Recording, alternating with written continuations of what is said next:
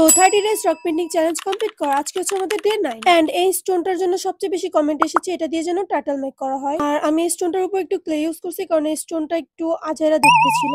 তো ফার্স্টে আমি এখানে জেসু অ্যাপ্লাই করব। So my dear followers and subscribers, আমি অফ ক্যামেরা এটার পা মাথা সবকিছু মেক করে নিয়েছি এবং এটাতে আমি এখন কালার অ্যাপ্লাই করব। আর এই কালারের সেটটা আমি হোয়াইট কালার এবং ব্রাউন কালার অ্যাপ্লাই করে মেক করেছি। 30 days rock painting challenge complete করা আজকে হচ্ছে আমাদের ডে 9। তো তোমরা যদি ডে 1 থেকে ডে 8 পর্যন্ত না দেখে থাকো প্লিজ দেখবে এবং আমাকে ফলো এবং সাবস্ক্রাইব করতে ভুলবে না, কারণ জানুয়ারির আগে আগে আমার 5000 ফলোয়ার্স পূরণ করতে হবে। তো এই কালারটা শুকাতে থাকুক, আমি আমার লাক্সারিয়াস বেসিং এ যে আমার হাতটা ওয়াশ করে আসি।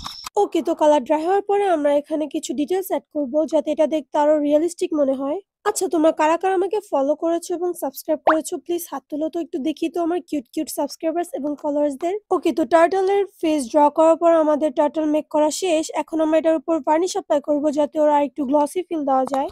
আর ভার্নিশটা যাতে সুন্দরভাবে ড্রাই হয়ে যায় তাই আমি আমার লাক্সারিয়াস ইউভি লাইট ইউজ করবো। তো ডে 9 এর চ্যালেঞ্জ তো আমরা সুন্দরভাবে কমপ্লিট করে নিয়েছি। এখন বলো ডে 10 এ এটা দিয়ে কি আমরা ম্যাঙ্গো ড্র করবো, কারণ ডে 1 থেকে ডে 8 পর্যন্ত তোমরা সবাই অনেকবার ম্যাঙ্গো ড্র করতে বলেছো। তো এই ভিডিওতে যদি ম্যাঙ্গোর কমেন্ট সবচেয়ে বেশি আসে তাহলে নেক্সট টাইম এটা দিয়ে ম্যাঙ্গো ড্র করবো।